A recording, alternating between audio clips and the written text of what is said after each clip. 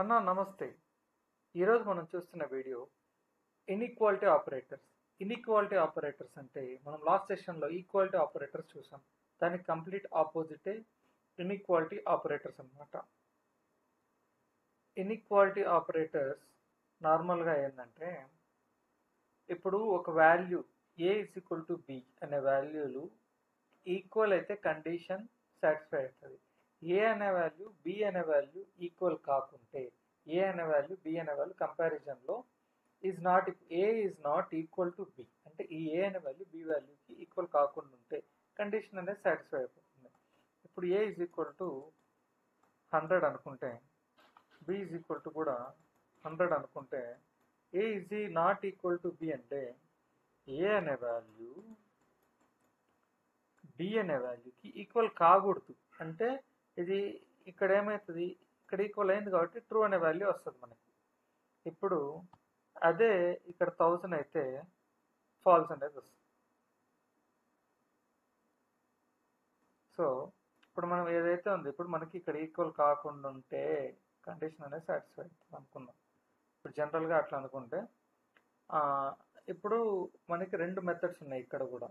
Inequality method, strict inequality method. అంటే A factorial 2 times A factorial equal to B అంటే ఇక్కడ ఏమవుతుందంటే same data type same value equal కాకుండా ఉంటేనే, అంటే ఇప్పుడు ఇక్కడ ఇది స్ట్రింగ్ ఇచ్చిన్నాము, ఇక్కడ 100 ఇచ్చిన్నాము. సో ఈ 100 వాల్యూని మనం చెక్ చేస్తే ఈ 100 వాల్యూ నెంబర్, ఇది వచ్చేసి నెంబర్.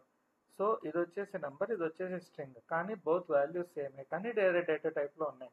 ఈ రెండు ఈక్వల్ కాదు కాబట్టి ఈ కండిషన్ అనేది ట్రూ అవుతుంది. మనకు కావాల్సింది ఏ బి అనే వాల్యూ ఈక్వల్ కాకూడదు. అందులో స్ట్రిక్ట్ కండిషన్లో డేటా టైప్ కూడా మ్యాచ్ కాకూడదు అనమాట.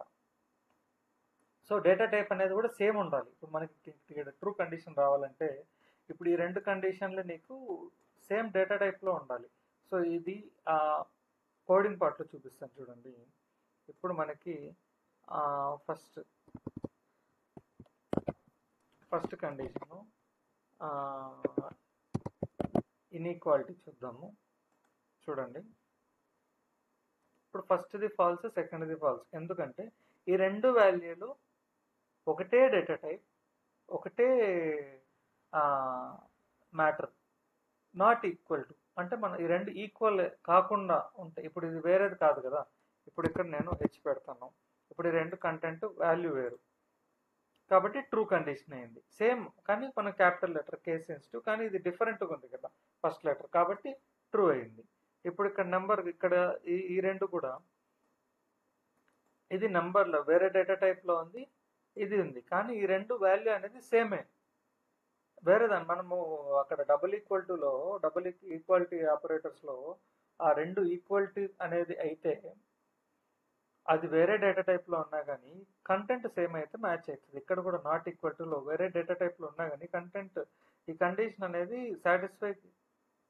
ఇక్కడ ఫాల్స్ వచ్చిందంటే మనకి దీనికి ఆపోజిట్ వాల్యూ రావాలంటే ఈక్వల్ అయితే ఇక్కడ మనకి ట్రూ వస్తుంది, నాట్ ఈక్వల్ టు అయితే ఫాల్స్ వస్తుంది. సో ఇప్పుడు ఈ వాల్యూ అనేది రెండుకి మామూలుగా నాట్ ఈక్వల్ టునే మనకి ఇచ్చిన కండిషన్ అనేది సాటిస్ఫై అయ్యింది ఇక్కడ.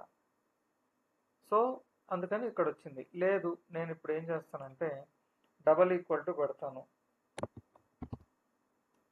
సో ఇప్పుడు నేను చేసేది స్ట్రిక్ట్ ఇన్ఈక్వాలిటీ ఆపరేటర్ అనమాట.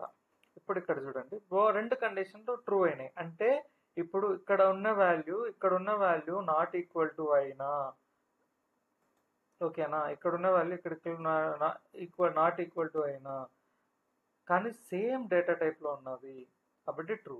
ఇక్కడ ఉన్న వాల్యూ నాట్ ఈక్వల్ టునే, వేరే డేటా టైప్లో ఉంది కానీ వాల్యూ అనేది సేము కానీ స్ట్రిక్ట్ ఈక్వాలిటీలో మనం చేసాము. సో ట్రూ కండిషన్ వచ్చింది, వాల్యూ అనేది సేమ్ కాబట్టి మనకి ఇది వచ్చింది. హోప్ అందరికి ఈ వీడియో నచ్చింది అనుకుంటున్నాను. Like, share, subscribe to my channel.